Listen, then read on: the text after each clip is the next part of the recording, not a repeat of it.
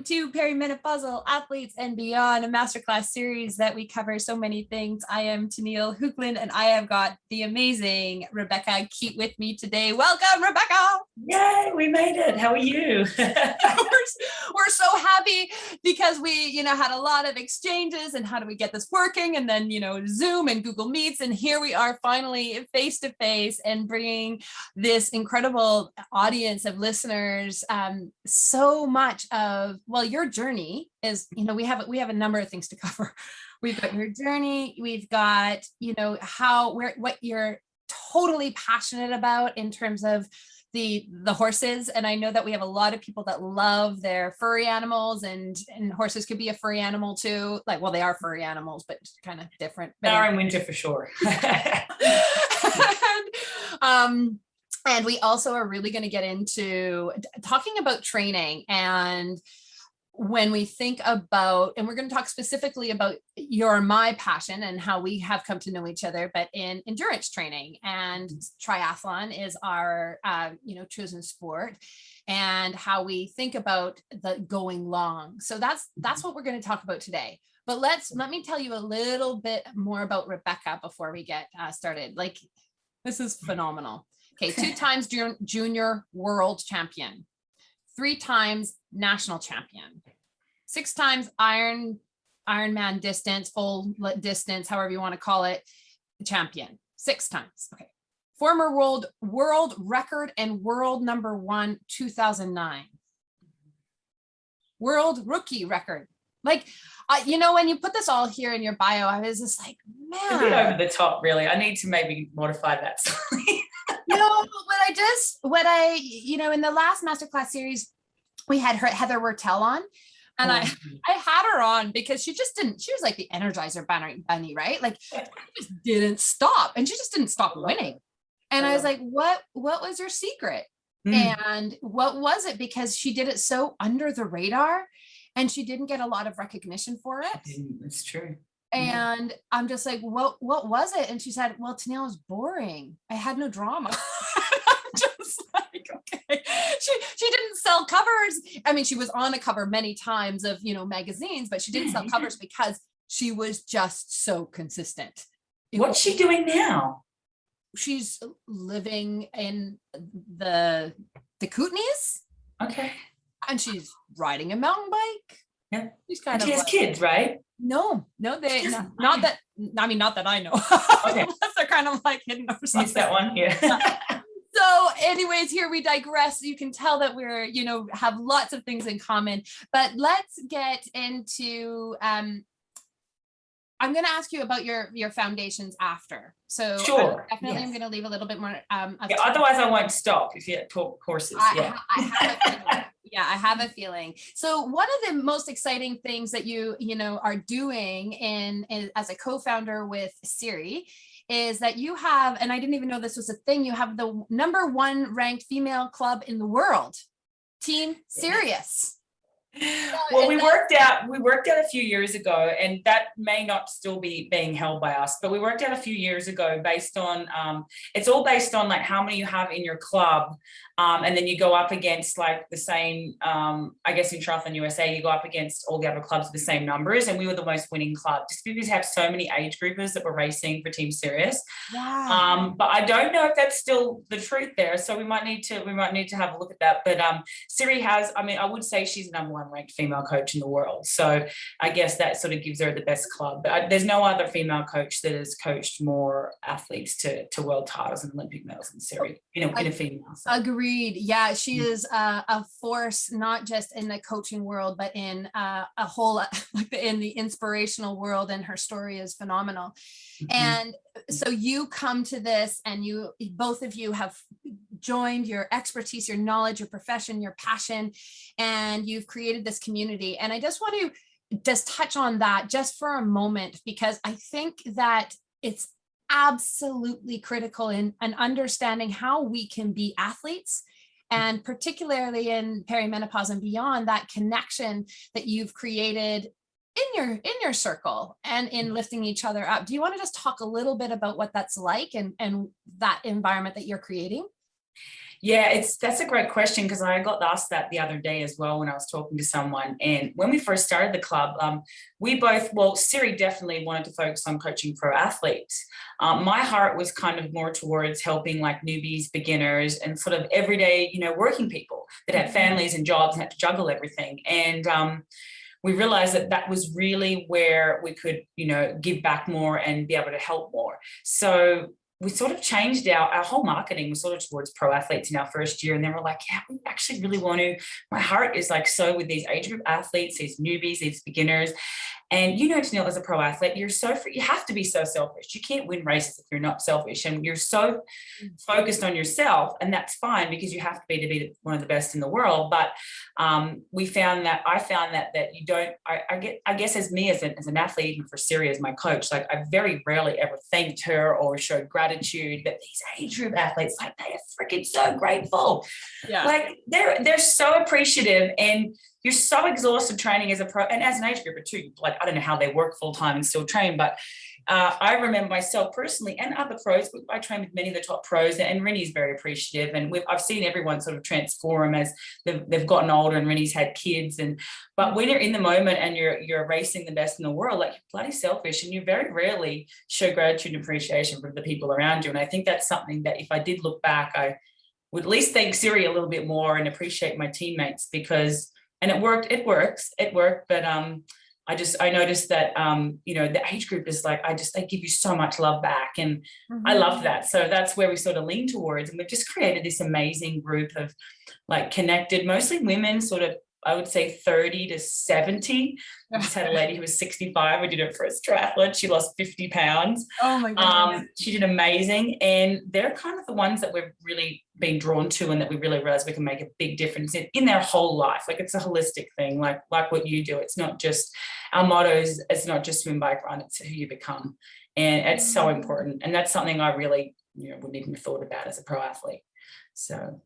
I think it's a really important thing to distinguish is like you, and I think it was to my own fault, but like you, I didn't see myself as a whole athlete. Like I just was on the physical, like I just wanted to be more powerful, more fast, more like it was all about just the physicality.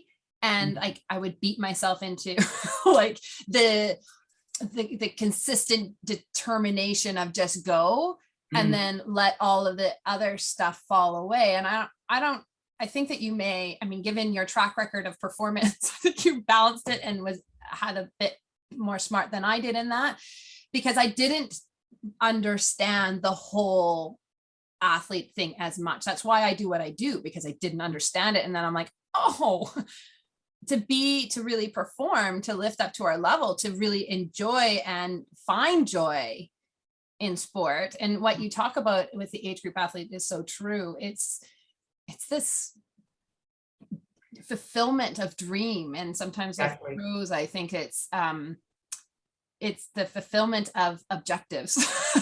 Yes. And that's what I say, like, you talk about fulfillment. That's a big, big thing for me. And I realized that, and you'd be the same, like you win a race and you think it's so fulfilling, and then it's so fleeting. Like it's gone within, it could be hours, it could be a day. Usually it's a day, then you get that post Ironman depression.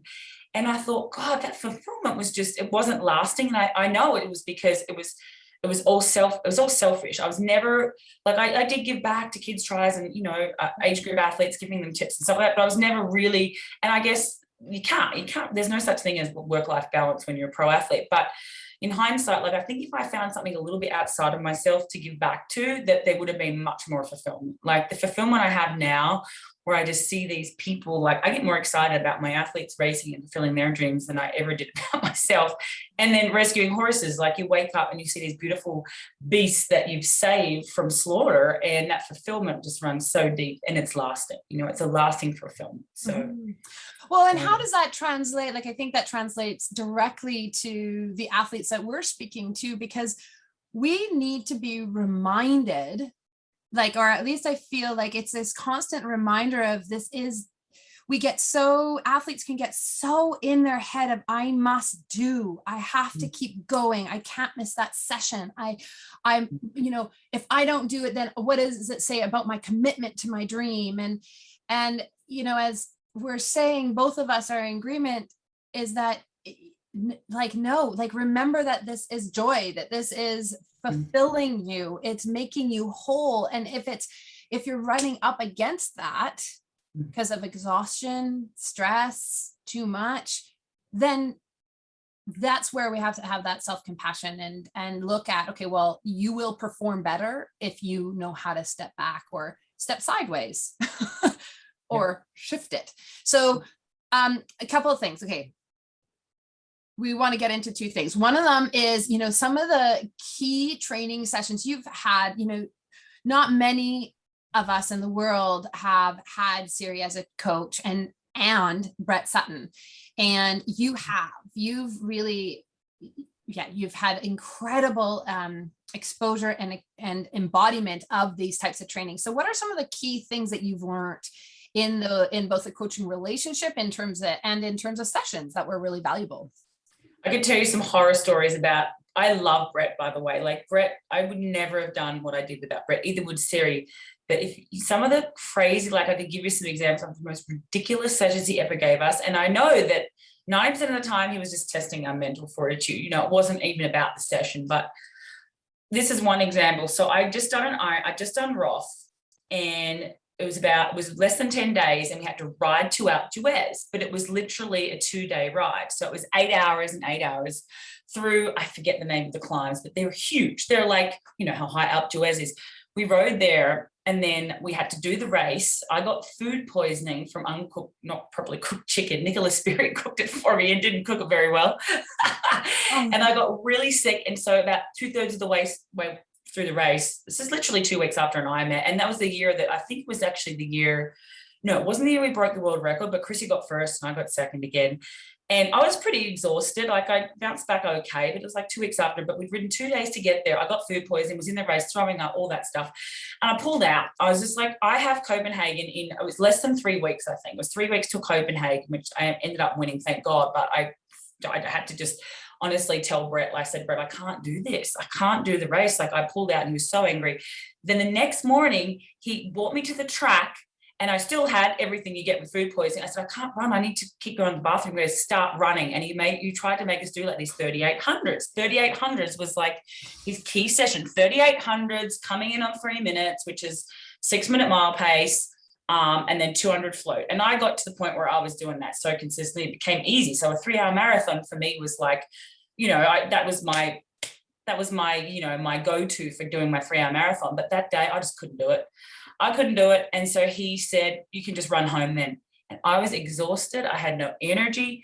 And I remember I got on the train because I couldn't run up the hill up to, where did we stay? It was Lausanne, which was like about a 13-mile, I don't know how far, but it's like a 2-hour run up the hill. I was like, this is ridiculous. I'm going to be smart here, and I'm going to ignore what Brett said for the first time. I'm getting on the freaking train and I'm going home. Anyway, then I left and went and trained. We got to go away on a camp for 2 weeks, and I just did what I needed to feel good. And I thankfully came back and won Copenhagen, but just crazy stuff.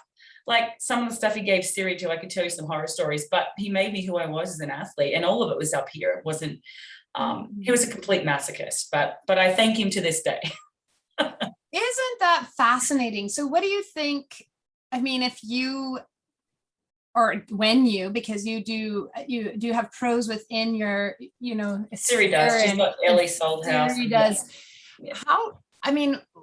How is there another way that we can, teach the mindset, the strength of mindset, or, what do you take with that now that you can look back? Like, you thank Brett so much for helping you become the strong, phenomenal female that you are. And is there an and? Like, how do you think of it now? And what do you think we can translate to the female athletes that is listening to this, recording? Is like, what do they take from that? Is like, how strong do we need to be? Yeah, well, you don't need to do that, guys. I think I learned that I just don't need to go there. And Siri, some of the sessions I see her giving Ellie, I like cringe, but Siri knows how far to push the envelope. Like, she knows she can just push it enough. And they're just most of the time they're sessions that she did, although Ellie's probably doing them even quicker and harder than she was now because she's on fire. But Siri's like the mindset master. Like I learned so much from her. So I think she's the one to give advice for that. But with my guys, like I'm almost reeling them in rather than having to hold the whip, because I feel like that's just what I attract. But I've also seen what I went through as an athlete, where I got pushed so far that it was just too much for my body. And I was constantly breaking down the last 2 years, getting calf tears, like every couple of months, tearing my calves. And as soon as I see that in an athlete, like I say to them, we have this rule called a niggle. If you have the niggle, you have 2 to 3 days off. If it's like a 3 or 4 out of 10, if it's a 7, we want you to go to physio. And that's probably more like at least a week off, 7 days off. We have this whole strategy behind things like that. But when it comes to mindset, I think those shifts, like, I learned everything from Siri. I'm always like saying to her, hey, Siri, this athlete's having this issue. Like, how can I work with them? But that's a hard one, because I feel like even age groupers, they seem to have sometimes even more trouble having time off and days off than the pros. I loved my days off. I love my days off because I feel like for them, it's a stress relief to train. So with that, I would just say, if you want to do something, you need to go and do it really easy. But I do force my guys to have 1 day off a week still. They don't like it, but I think they need to. And after a big race, we had 2 weeks where they're not allowed to do any training based on swim, bike, or run. They can do anything but swim, bike, run, and they stress out. But after the 2 weeks, and we have them doing gratitude, Tony Robbins does this amazing priming, and we find that really, really powerful. Like, think about 3 things you're grateful for, and then send it out to the universe, and 3 things that you want to achieve. And it's so peaceful. And we have them doing stuff like that in yoga. And by 2 weeks, they were like biting their nails, like ready to go. So, and I've let that off Siri, because I used to always, give them a week and then back into it. And they, even though they're mentally ready, because you can tell they're eager to train, but we want them to have that excitement to get back. And it's hard. You have to force it on them sometimes. Like, you have to check in, like, day off, did you do anything? Well, I absolutely love it, because part of this series and what I was hoping to bring forward, and what you've just done so perfectly, is saying, how do we set up our year, and how do we think about our year? And here we are. This will be, live at the end of September. A lot of people will be completing their final race, if they were able to race in their part of the world, at this time. And you heard it from the best in the world: take 2 weeks off. Yep. Just do it. Nothing. Really used to take 2 months almost. Like, I mean, she ran freaking Kona. Like, she deserves it, but it was hard for her to do that. But Siri would give her 2 months where it was a month of, if she could do nothing, like as much as she could, and then a month of barely more than an hour. And I'm not telling age groups to do that, because I know that for them, they need it as a stress relief as well, but just not anything, structured. It is. I love that. I really am glad that you brought that up. Okay. So the next thing I want to dig into with you is something that I know is also really hard for female athletes that are wanting to do endurance work. And this is the idea of going long. And we, for those that don't know and are just listening to this now, so one of the big shifts in training that is recommended is that we do more high intensity, more strength training, and less of this long distance stuff. And I know that you, with Team Sirius, actually, whether it's good for female athletes or not, that this is the way to also perform and to find, that balance of volume and intensity. Can you talk to that specifically a little bit for us? And like, what does that actually mean? Oh, for sure. Yeah. As I said to you, I follow a lot of groups, and I try to give back when I can and help educate all the newbies, because you see people giving advice that maybe haven't even done an Ironman yet. And I cringe and go, no, don't run a marathon 2 weeks before. That's insane. And you even see some guys that are quite experienced giving that advice, and I cringe, especially with now me coaching a lot of women aged like 40 to 65. I've learned from that a lot, from that, and from you and my mom, because through menopause, like, we lose bone density, we lose muscle mass, our tendons and ligaments are less supple. Like, I feel it. I'm 43 and I'm like, even this speed work, ouch, it hurts. So it's almost like with, for lack of a better word, like biohack it a little bit. And when it comes to say you're doing an Ironman, we have never recommended doing a marathon before an Ironman, unless they want to go and do further than 2 months out, just a marathon for training, Yeah. in a race situation. But in training, like for example, for an Ironman, I'll give you an example. We only ever had, and Rinny's a perfect example where she probably covered way more ground, but it's time in the legs. We talk about time in the legs. Someone can get that time in the legs for the marathon on the bike. Your heart and lungs have no idea if you're biking, running, swimming. Your heart and lungs, your cardiovascular system doesn't know that. So you can get 6 hours of aerobic conditioning in your body and in your legs, which will translate to the marathon. Then get your running in, but we try not to get our guys for the marathon to go over 2 hours 15, because the recovery for that, as you know, Tanil, your heart is bruised, it's a muscle. So your recovery for a 2 hour 15 run, whether you run it easy or slow, and for age groups, like they tend to be, some of them find it really hard to get, down to zone 2 or down to a really low aerobic pace because it's a little bit of a struggle, or if it's in the heat. So we say, get your aerobic training in on the bike, get your mileage on the bike, but don't run more than 2 hours 15, or do a 2 hour in the morning and 30 minutes at night, just to get them. Honestly, it's a mental thing more than anything. Just say, I got to run 2.5 hours today, but we don't have them doing more than that. They get their conditioning in on the bike, and that will transfer over. And then the quality runs is where they really train their marathon. So they do speed work, they do their threshold work, they do their hill work, they do their strength work, they do their race pace work. And it's that high-end aerobic fitness they get from those sessions, those intensity sessions. Stay out of the gray zone, right? Because a lot of age groupers do that too. We could talk about that, but get it from that. And then your long runs, most of the time we have our guys running really, really, really easy and just getting time in the legs. Yeah. So it's so fascinating, because whether it was for female athletes and whatever in the part of the cycle, or for female athletes in perimenopause, or female athletes in postmenopause, it's the same. Yeah. It's like, right. We know enough that, and I love it because I say that, that I say it too. It's like, what is your heart doing? Yeah. Yep. Exactly. It's getting stronger. And I think when I explain it like that, like your heart and lungs don't know what you're doing. Yeah. Like they don't know if you're running or riding. So get that conditioning. If you're scared, I can't make a 6 hour marathon, which if you're doing 6 hours, you probably run walking anyway. You're getting that conditioning on the bike, but get the pounding in the legs. Like don't forget to run on cement and roads if your marathon's on that, because you've got to get that used to that time in the legs there too. But like get that conditioning from your intensity sessions, it's all about that fitness, and you can get that feel from your long runs, and it's just so important. Yeah, absolutely. What would you say to people that are struggling with confidence of it? So they wanted to do that marathon because they've never been able to do a marathon, and they've decided to take on an Ironman. It happens. Yeah, I know. I get it. Yeah, I get it. So how do you, it really comes down to trust the coach in this instance. It's like, we just know. And sometimes I'm like struggling to think, now what else do I say? Like, do you trust the process? Do you trust the process and what we're trying to do together? And where is it that you need to come to? Is how do you have those conversations with your athletes? Similar to what we just said. And, sometimes it is more like some athletes struggle a lot more than others, and some take a little more longer to trust. And sometimes if they're saying that, I just throw them all series credentials and say, if you don't want to listen to me, then, but no, they rarely ever argue against that. But I'll just send them on like a 6 hour bike and then a 40-minute run.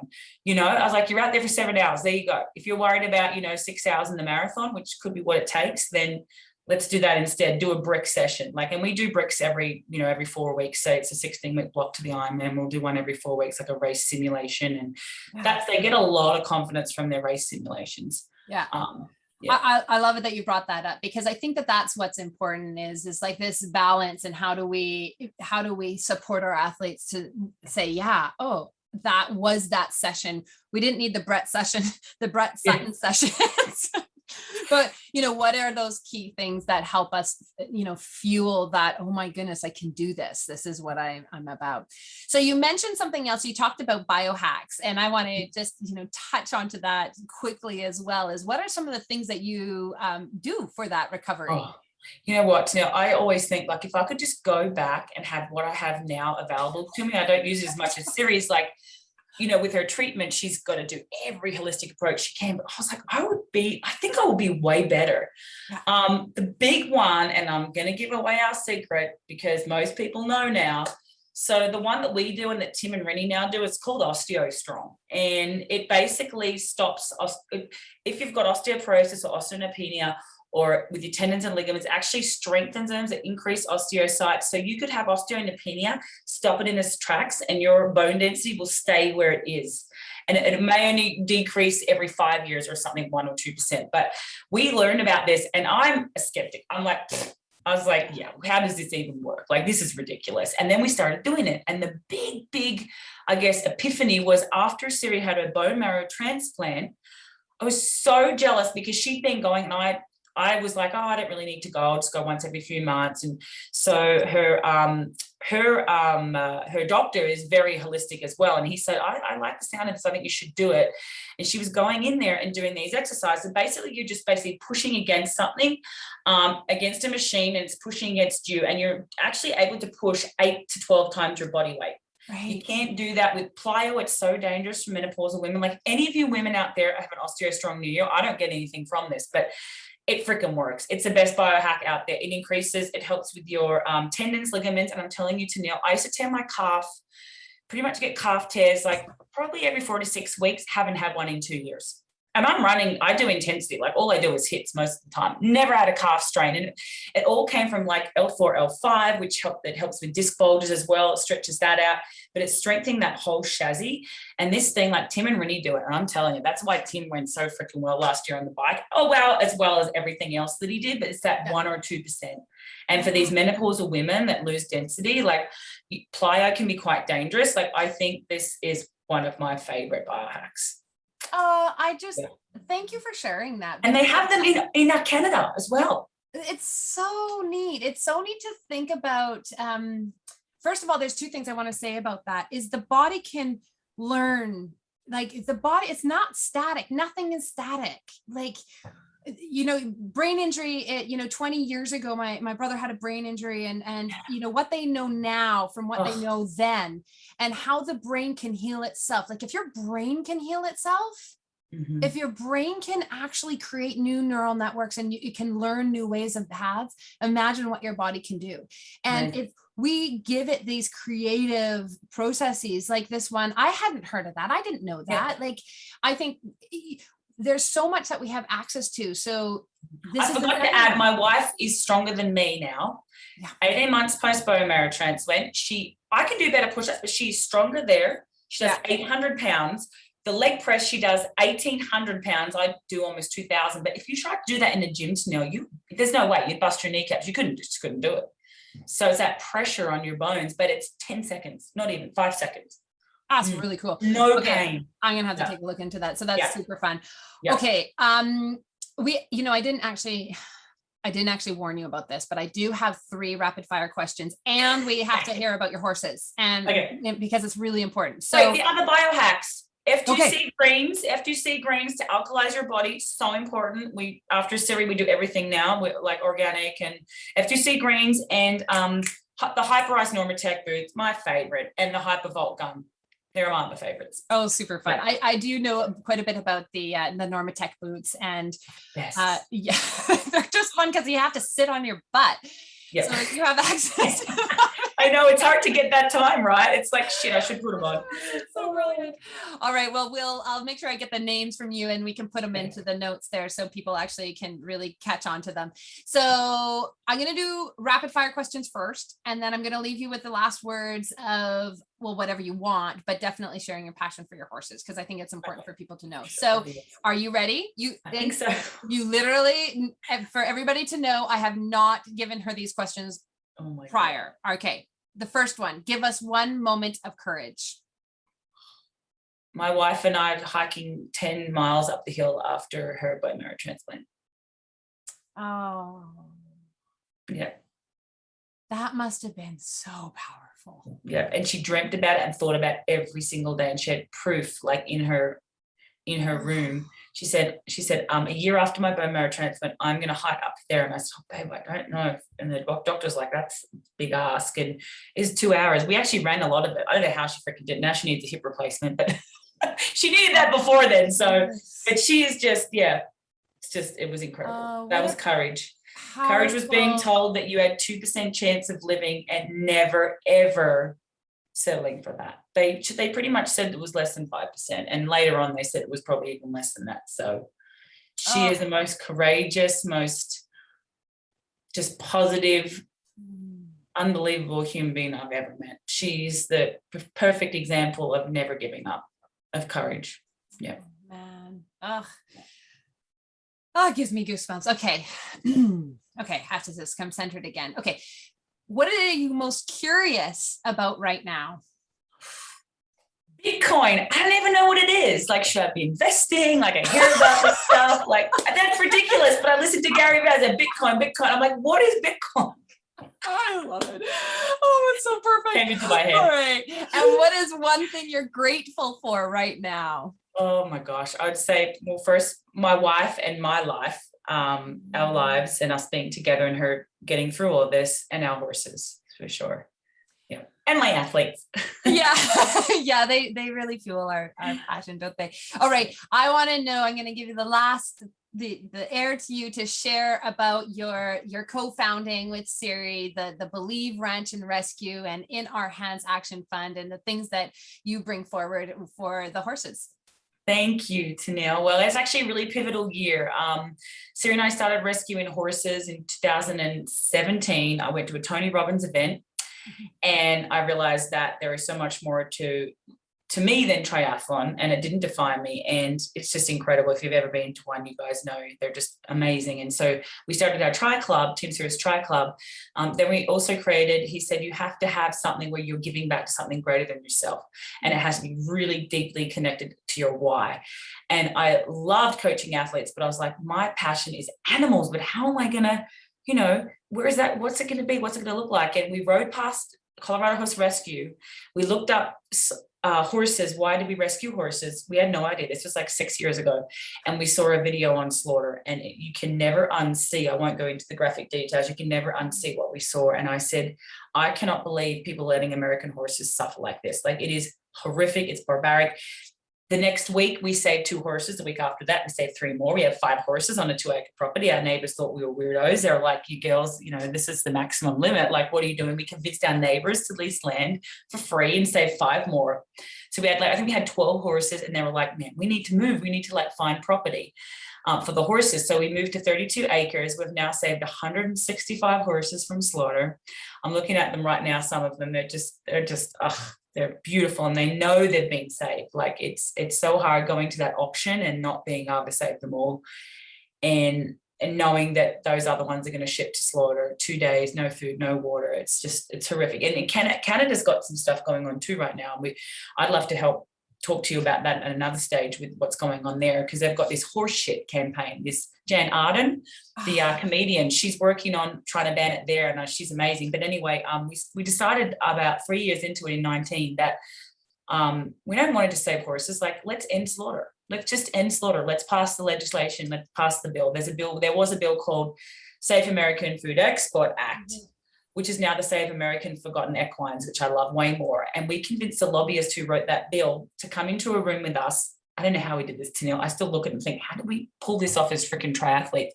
We convinced head of Humane Society, head of ASPCA, the lobbyist who's the best animal lobbyist in the US, to come into a room and do like a brainstorming session and like a full immersive session. And after that, I was so deflated, but I was like, also my fire was lit. And Sarah and I were like, clearly they're focused on, they do amazing work, but they're not focused on horses. Like, this is never going to pass if we work with them. Yeah. So we convinced Chris Hyde to work for us. And we raised $500,000 at our first fundraiser with Willie Nelson, Melissa Etheridge, Tony Robbins, these amazing celebrities. And we created the biggest campaign ever in public service announcement to ban horse slaughter. And in 2 years, we've reached 86 million Americans. on social media and our bent horse slaughter commercial. Yeah. And for the first time in 20 years this year, I'm going to get goosebumps saying this, I'll probably start crying. For the first time in 20 years, the banned horse slaughter amendment went through the House of Representatives. It passed through. It got stuck, unfortunately, at the Senate level. So we're that close. And we've created, the awareness is there. So it's now just getting the Republican senators on board. But we are so close. And every single person that we talked to, even involved in rescue, is like, you're never going to do this. I was like, my wife couldn't swim. She became world champion. I got hit by a car and was told I'd never run again. And my wife was also given the diagnosis of cancer and said she'd never survive. She had a 5% chance. So just careful who you're talking to here. But we just had our meeting yesterday again because Congress is back in, and we really feel like this time next year when I talk to you, we'll probably have passed that legislation to end horse slaughter. So. Oh my goodness. Okay. So where, if people are really touched, moved, inspired to support you in any way they can, by donation, by voice, by writing to Congress, by whatever, where do they like, I guess we'll put the links into that'd be awesome. Page. Yeah. So we'll definitely usually we have, if you're American, unfortunately Canada, because you're not residents here, you can't, we can help Canadians. So if you guys follow Jan Arden, she's a huge force for good here for that. There's like I think it's Canadian Horse, I'll have to send it to you, Defense Organization or something, but here it's ours is Horses in Our Hands, which is just Horses in Our Hands, www.horsesinourhands. And you just click ban horse slaughter. And we've got a whole software installation where the emails will go directly to your senators or your representatives, and the letter's already done. It's just basically it's already automated, and then you sign your name and the letter's sent within 60 seconds. And we've sent, I think, 175,000 letters to these legislators, and that's why they know about us now, and they know about the issue. Most people just aren't aware that it's happening. Like Canadians don't know they ship beautiful Belgian horses by the thousands every year to Japan for human consumption. Like, it's horrific. It's almost worse because they sit on the tarmac in Canada, they sit on the tarmac for like almost 24 hours, sometimes up to 24 hours, and it's stinking hot with no food or water in these cages, these wooden cages, these beautiful, mostly Belgians, because the bigger ones, more meat is worth more money. And they sit there. I have to delete the photos. I can't even look at them. And they sit there and they ship them to Japan, and they're going to get slaughtered. And it's just, I think it's really, it's timely. From my perspective, and this is just me, just speaking really honestly, there's so much happening in this world that we feel like we can't do something, or we don't know what the next step would be on whatever politics or the virus, like the pandemic and all those things. Like, we're just not sure. But this is something you can do. You can. And and this is something that if you want to get behind, it's really powerful. So, and I know that my athlete, Stephanie Cooper, have to just give her a shout out because she's been with me for, 8 years. And she will be so excited to hear that we brought up horses. Good. Does she ride? Does she? Oh yeah. She just is so passionate about her horse that she has. And I just know this is going to be perfect. So shout out to her. And thank you so much, Rebekah, for coming on, for sharing like laughs, your incredible wisdom and professionalism and how you're guiding your athletes, for sharing your passion and doing something that is beyond triathlon. And I adore you. I adore Siri, and I thank you. Thank you for having me. So great. All right. Bye-bye. Bye.